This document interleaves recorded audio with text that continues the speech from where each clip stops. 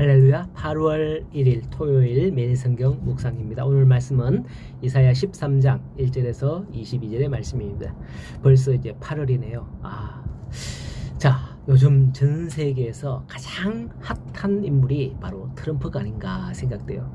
그 어떤 인물도 이렇게 뉴스에 많이 나오는 인물을 못 봤습니다. 역대 대통령도 매일같이 하루도 빠지지 않고 이렇게 뉴스에 나오는 대통령이 없었던 것 같아요. 무슨 일이 있다 하면 거의 트럼프와 관련되는 그런 일들이 많죠. 그게 좋은 일이면 괜찮은데 정말 짜증나는 일들 뿐이에요. 저는 가끔씩 트럼프 나오면 채널을 틀어버려요. 뉴스에 트럼프 뭐 나오면 그러면 또 틀어버려요. 딴 데 켜버려요. 어쨌든 좋은 일이면 좋은데 정말 짜증나는 일이 너무 많기 때문이죠. 안 그래도 요즘에 날씨가 너무 더워서 불쾌지 수가 높은데 말이죠.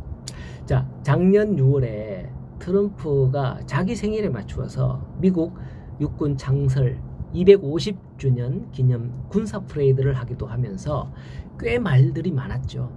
왜냐하면 이 트럼프의 생일이 또 하필 또 6월 그날이래요.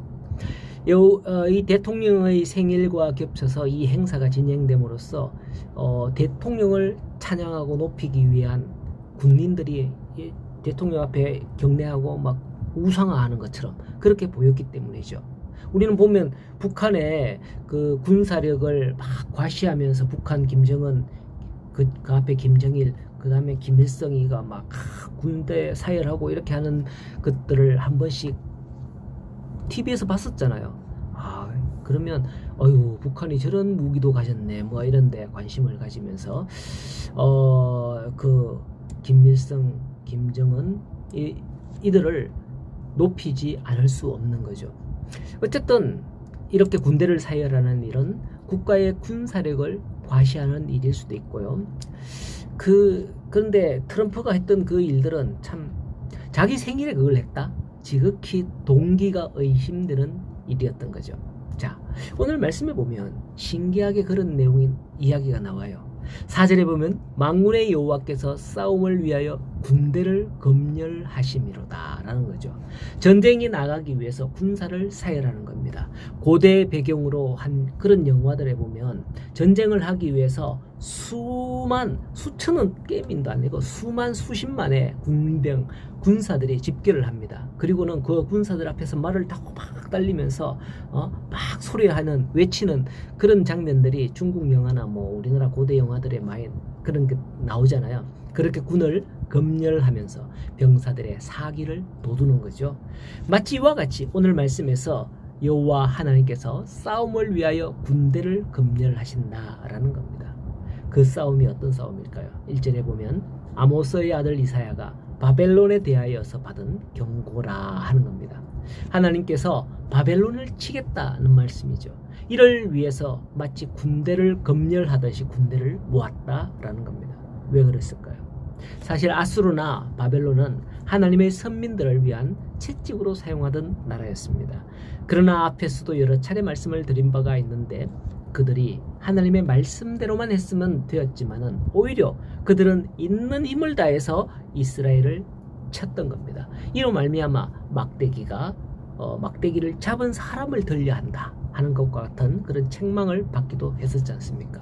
그래서 11절을 보면 내가 세상의 악과 악인의 죄를 벌하며 교만한 자와 오만을 끊으며 강포한 자의 거만을 낮출 것이며 라고 하면서 그들을 치려고 군대를 모으고 전쟁을 시작하기 위해 검열을 하는 듯 하시는 겁니다.